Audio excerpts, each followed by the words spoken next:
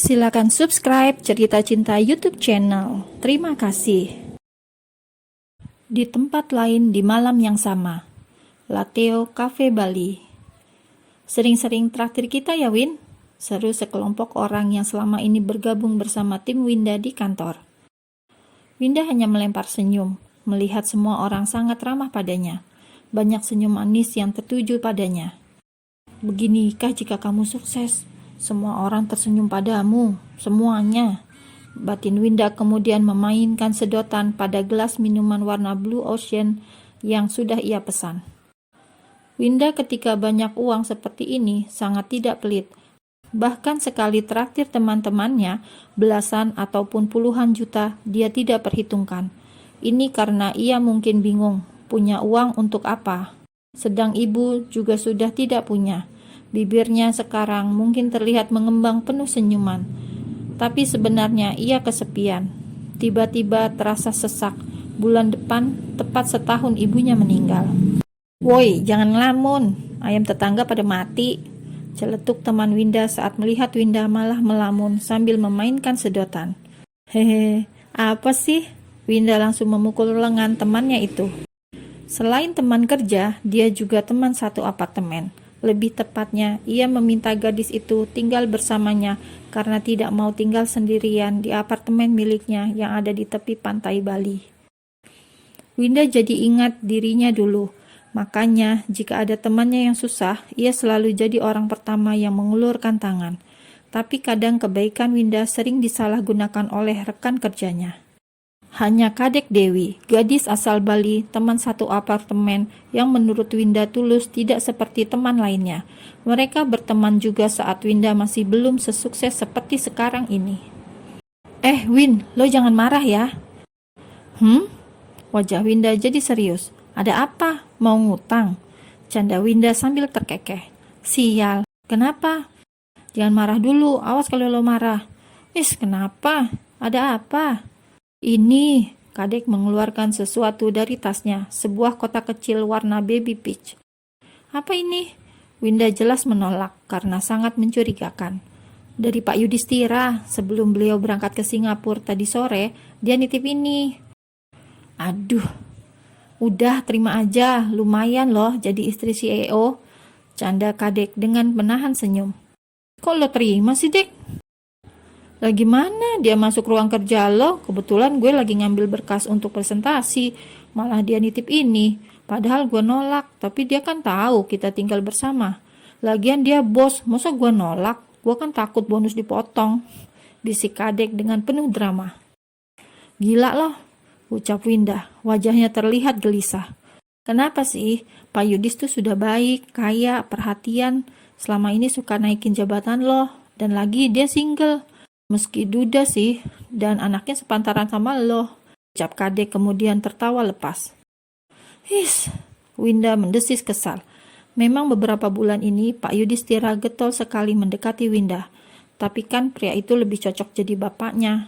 Usia mereka saja terpaut sangat jauh sekali. Makanya, sana cari pasangan biar beliau mundur.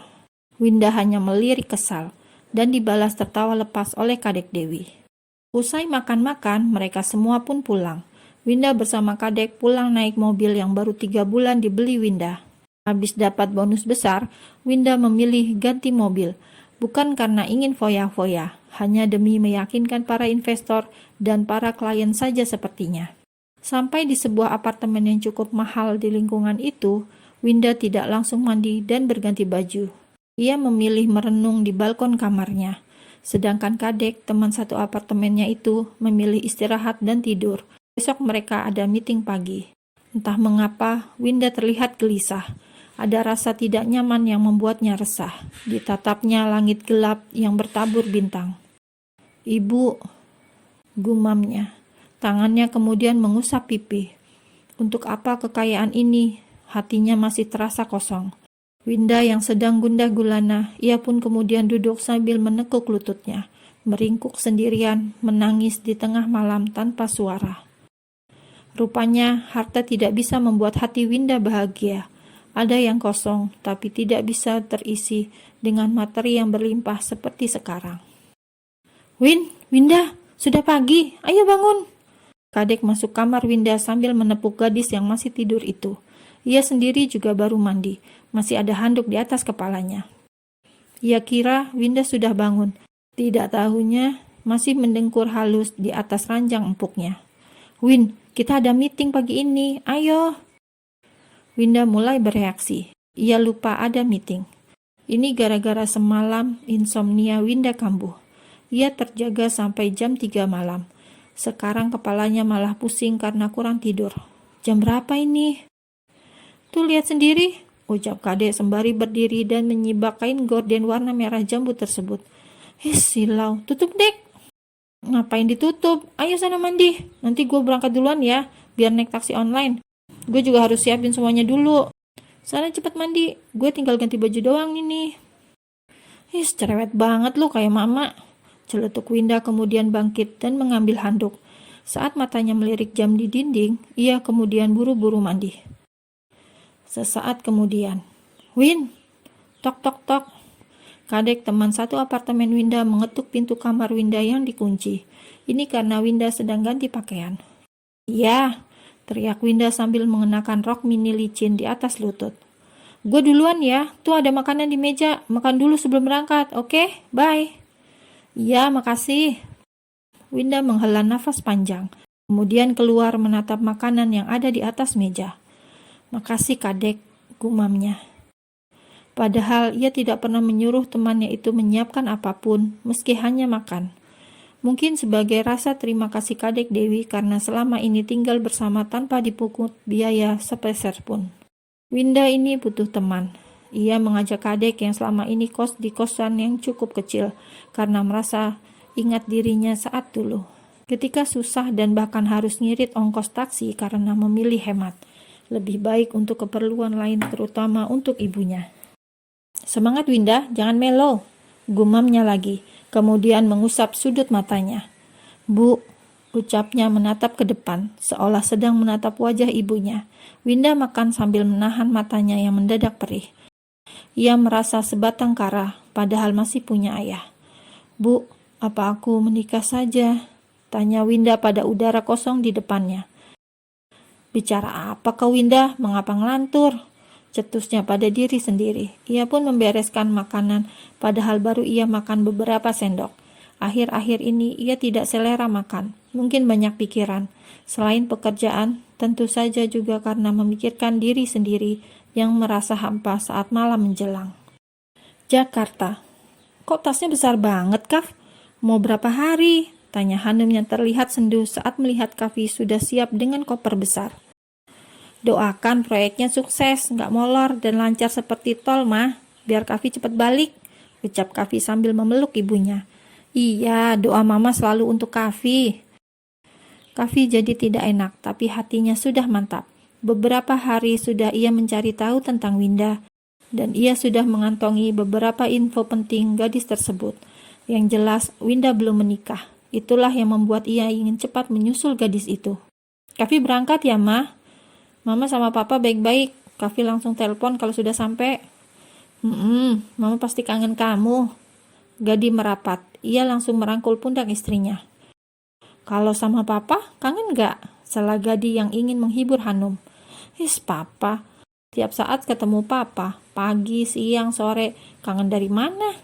Jawab Hanum sedikit sebal. Dan itu membuat dua pria di dekatnya langsung memeluk Hanum. Setidaknya Hanum bisa marah-marah. Sebab ketika sakit, Hanum hanya diam, murung, dan irit bicara. Ya sudah, nanti ketinggalan pesawat. Tuh mobil sama supir sudah siap. Oke, Pa, Ma, Kavi berangkat. Hati-hati. Kavi dengan langkah yang ringan keluar dari kediaman Gadiata Ratama Prakas. Wajahnya terlihat sumringah.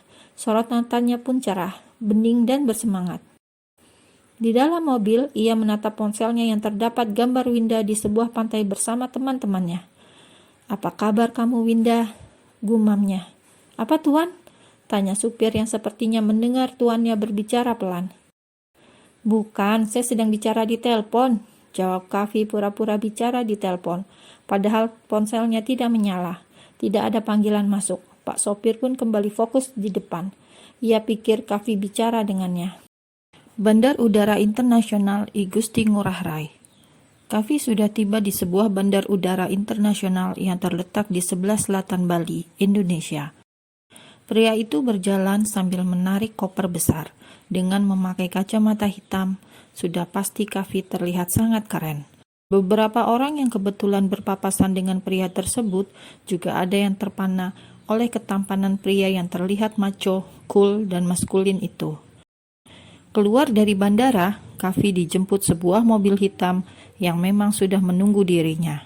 Tidak lama kemudian, ia sudah tiba di sebuah hotel bintang 5. Kavi memang memiliki rencana kerja, tapi ada motif terselubung yang tidak diketahui siapapun. The Sky Luxury Hotel. Saat masuk dalam kamar hotel mewah miliknya, Kavi langsung merebahkan tubuhnya di atas ranjang yang empuk. Ia sedang meluruskan tulang belakang yang kaku setelah penerbangan tadi. Masih berbaring, ia kemudian merogoh ponselnya untuk menelpon seseorang. Saat telepon tersambung, Kavi langsung duduk. Wajahnya berubah serius. "Jangan lupa, besok siang di tempat yang sudah aku tentukan," ucapnya di telepon. "Baik, Pak. Kau harus pastikan dia yang harus datang. Kalau ada perwakilan, lakukan segala cara untuk menekannya." "Baik, akan kami lakukan sesuai perintah Pak Kavi." Tut tut tut. Telepon terputus. Kavi menggenggam benda pipih di tangannya. Wajahnya kosong, tapi matanya memikirkan sesuatu. "Awas sampai kau lari," gumamnya sambil meremas ponsel.